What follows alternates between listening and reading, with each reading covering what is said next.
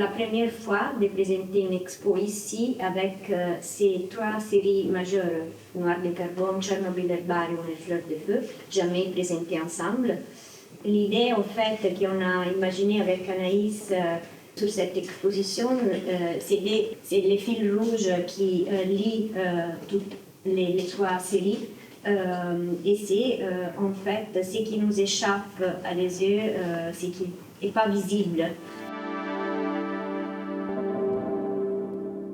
La démarche, c'est une démarche qui se développe vraiment en réaction aux crises multiples auxquelles nous sommes en train de faire face, aussi bien à un niveau sociétal qu'écologique, de diversité que climatique.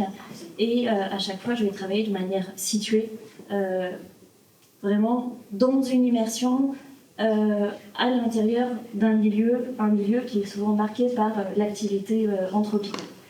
Et pour ça, je vais suivre des éléments qui, en effet, nous échappent, des éléments qui sont négligés, invisibilisés. Alors, ça va être des particules de noir de carbone, des métaux lourds, la radioactivité, mais aussi des éléments de nos propres corps, par exemple des larmes. Ce qui m'intéresse en suivant ces éléments qui nous échappent, c'est à partir d'eux de penser la façon dont nos vies sont totalement interreliées au milieu.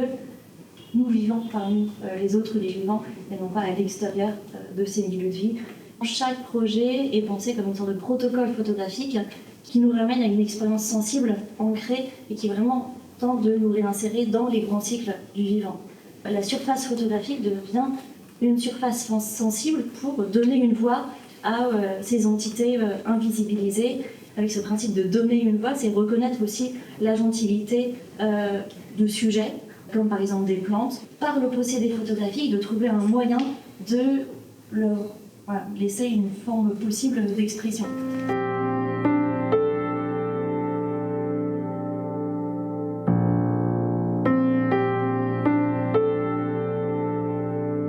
Noir de carbone, qui est une série que j'ai développée il y a quelques temps avec des physiciens du centre de recherche de la Commission européenne à ISPRA.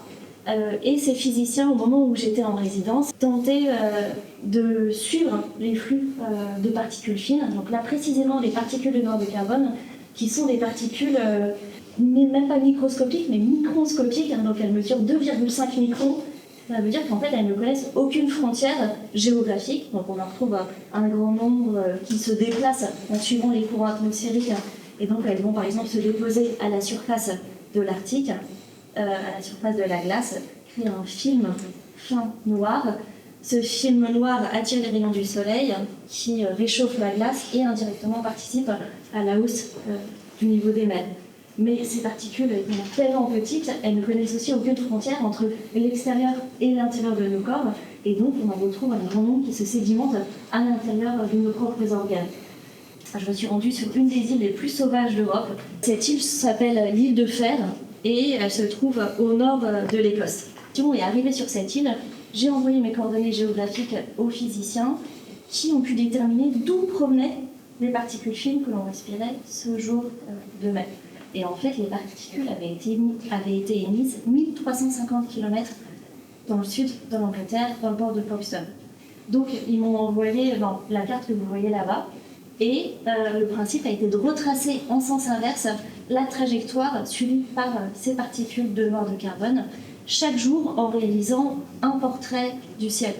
Donc là, vous pouvez voir sur la vidéo quelques vues du parcours et le masque que je portais pour filtrer les particules de noir de carbone. Le noir de carbone est particulièrement intéressant parce qu'il fait partie de la même famille que la suie. Et la suie a été utilisée depuis des siècles pour créer de l'encre de Chine. Donc ça nous a mis sur la piste de composer une encre à partir de ces particules de noir de carbone. Donc c'est ce que vous voyez à l'intérieur de chaque fiole. Ce sont des particules en suspension ici, des particules qui ont été extraites des fibres du masque. On a placé les masques dans un bain d'ion et donc ça a permis de faire vibrer la matière. Les particules sont tombées et on a pu récupérer ces particules. Et ensuite, j'ai collaboré avec un imprimeur pour composer une encre.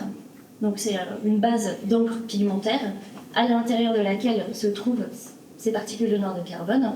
Et donc il y a une cartouche par portrait de ciel.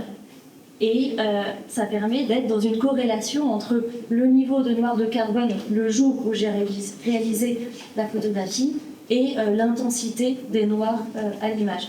Donc si par exemple on regarde le premier portrait de ciel, le phare de l'île de Fèvre, là le niveau de noir de carbone est à 2,12 microgrammes par mètre cube d'air.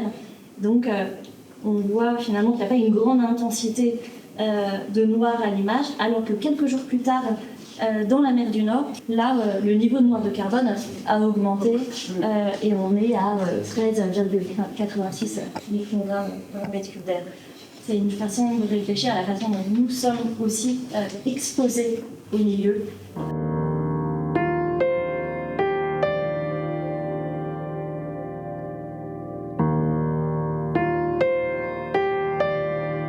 Tchernobyl Herbarium, qui est composé par un mode d'exposition bien particulier. Parce que là, c'est la radioactivité qui est contenue à l'intérieur des plantes qui participe à l'exposition de ces plantes sur la feuille photosensible. Le point de départ est à nouveau une rencontre avec des chercheurs, cette fois-ci des biogénéticiens, qui depuis 2005 ont commencé à étudier l'impact de la radioactivité sur la flore à Tchernobyl, dans la zone d'exclusion. J'ai proposé un déplacement et justement d'aller penser le trauma issu de l'explosion de Tchernobyl, mais par et avec ces plantes qui poussent dans ces sols irradiés. C'est un projet qui se développe et grandit d'1 rayogramme par année passé depuis l'explosion. Chaque année, je vais retrouver les biogénéticiens qui vont partager une des plantes qu'ils ont étudiées et ensemble, on va réaliser ce rayogramme. Donc là, ce qu'on fait, c'est qu'en fait, on place la plante sur la feuille photosensible et c'est la radioactivité qui est contenue à l'intérieur de la plante qui participe à l'exposition de la silhouette de la plante sur la plaque photosensible. Et donc là, ce que vous voyez, ce sont des tirages pigmentaires des originaux que je n'ai pas le droit de présenter en public parce qu'ils sont légèrement radioactifs. Ce projet a rencontré la trajectoire de Michael Marder, ce philosophe de la pensée végétale qui, lui, a été directement exposé dans son propre corps à la catastrophe de Tchernobyl, parce qu'en 1986, il vivait à Moscou, il avait un fort problème d'asthme, et ses médecins l'avaient envoyé dans un sanatorium à Anapa. Et précisément le 26 avril 1986, il traversait l'Ukraine pour, pendant 3 semaines, tenter de réparer ses bronches. Pour chaque rayogramme, Michael Marder va écrire un texte, un fragment textuel qui revient sur sa propre expérience intime dans son propre corps et qui ouvre à finalement ce que l'explosion de Tchernobyl a fait à notre société occidentale. Et malheureusement, finalement, l'actualité fait qu'il y a énormément de sujets à repenser par rapport à ce contexte géographique, géopolitique, notre rapport au nucléaire. Ce rayogramme il est réalisé en 2022, exactement au début de la guerre en Ukraine. Et les biogénéticiens m'avaient cette fois-ci non pas partagé une plante, mais du sol. Sol qui, au début de la guerre, a été particulièrement retourné. Le 25-26 février, il y a eu plusieurs bombes qui sont tombées dans la zone d'exclusion. En 1986, le sol de surface était tellement radioactif qu'il a été enterré sur lui-même. Et donc là, avec les bombardements, c'est tous ces radionucléides qui se retrouvent libérés dans l'atmosphère. Donc les soldats russes ont creusé des tranchées. Et en fait, au bout de 3 semaines, ils ont dû fuir la zone.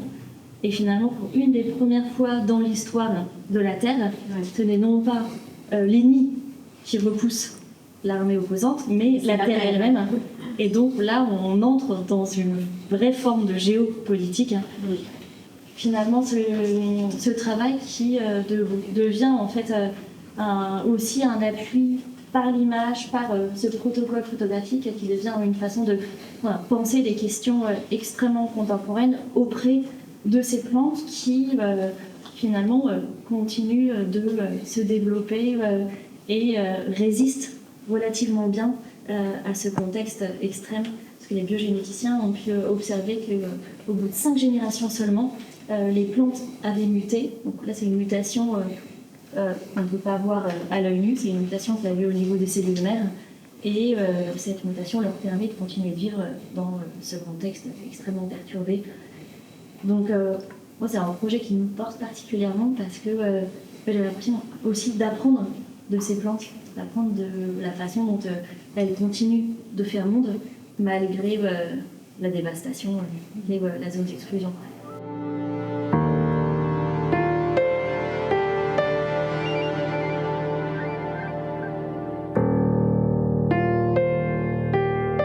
La troisième série qui est présentée ici, qui s'appelle Fleurs de Feu, ce projet poursuit un compagnonnage avec des plantes qui poussent dans des sols extrêmes. C'est vraiment une zone qui se trouve autour du Vésuve et qui, depuis les années 60, a été marquée par un écocide généré par l'écomafia qui a fait disparaître un grand nombre de déchets toxiques, et pas toujours toxiques, des déchets qui viennent de Naples, du nord de l'Italie, même du nord de l'Europe. Tous ces déchets qu'on a l'impression de recycler et qui, pour certains, suivent une autre trajectoire.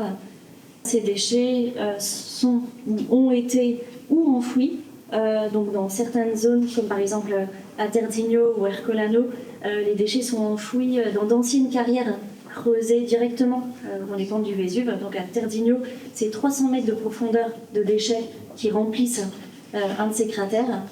Et dans d'autres endroits, les déchets ont été incinérés, d'où le nom Terre des Feux. L'idée était de travailler à partir de ce milieu particulièrement marqué et ces sols chargés en métaux lourds, et de travailler auprès des plantes qui poussent dans ces sols. Alors, on n'a pas travaillé avec n'importe quelle plante, mais avec des plantes rudérales. L'étymologie du terme rudéral vient de ruderis, la ruine.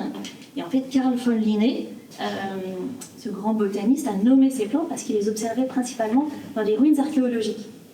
Pourtant, il est fait imaginer que quelques siècles plus tard, ces plantes pousseraient dans d'autres types de ruines, les ruines du capitalisme, les ruines de nos sociétés. Ces plantes, en fait, poussent dans ces sols chargés en métaux lourds, et en réaction à la présence de ces métaux lourds, elles vont surproduire une certaine molécule qui s'appelle le phénol.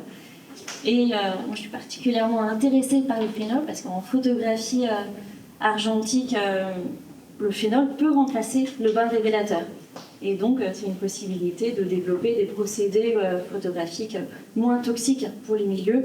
Là, c'est vraiment la photographie qui est développée à partir de cette décoction de plantes. Donc, je vais ajouter un peu de vitamine C et de la cendre collectée directement sur la Terre des Feux. Et donc, ça me permet en fait d'activer le phénol présent dans la plante. Donc, pour d'autres projets, en fait, je vais développer mes photographies avec ces décoctions de phénol. Mais là, c'est un procédé différent où en fait, c'est à nouveau comme Chernobyl Herbarium de la photographie de contact. Donc, je vais activer le phénol présent dans la plante et ensuite placer une feuille photosensible sous la plante, et c'est la plante qui vient non pas exposer, mais la révéler son empreinte. Donc c'est vraiment, là ce que vous voyez, le résultat entre le contact, la rencontre entre la feuille photosensible, les halogénures d'argent, et le phénol de la plante.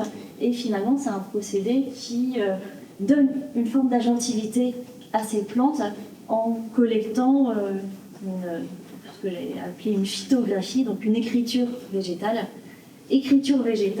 que j'ai envoyée au philosophe Michael Marder, qui a adressé une réponse à ces plantes. Il a écrit une lettre à ces plantes. Avec Christina, nous sommes retournés auprès de la plante pour lui lire le texte du philosophe. Pendant le temps de la lecture, je réalisais une nouvelle empreinte photographique, et comme ça, pendant 1 an, nous sommes entrés dans une forme de correspondance interespèce. Donc vous pouvez voir en fait l'ombre de fragments de ces lettres, et sinon et ici l'ensemble des lettres qui ont été adressées à la plante.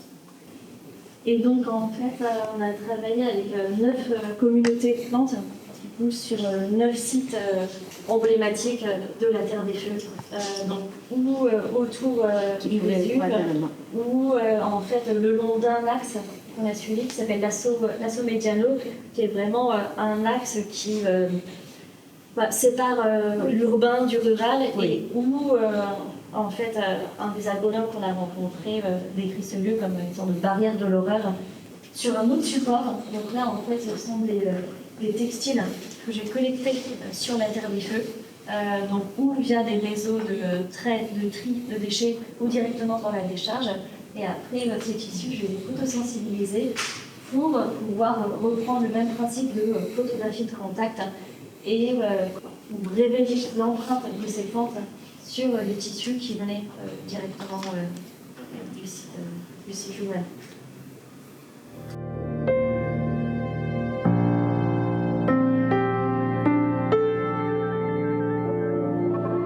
Voilà.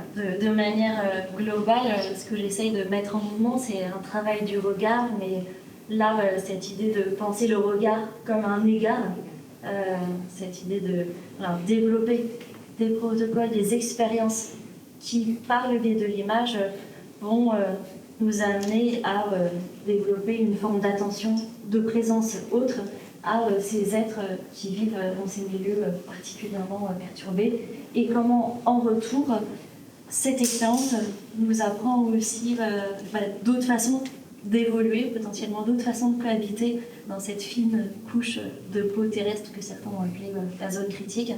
Donc c'est dans ce mouvement et de donner attention, visibilité à ces êtres négligés, et en même temps d'apprendre de leur façon de faire le monde malgré la dévastation.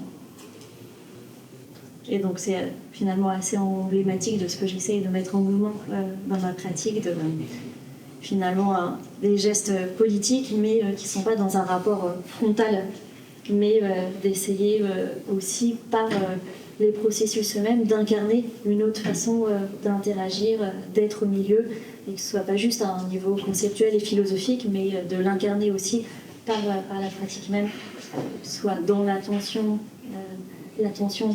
au sujet que je vais rencontrer, et dans la façon de leur donner une voix.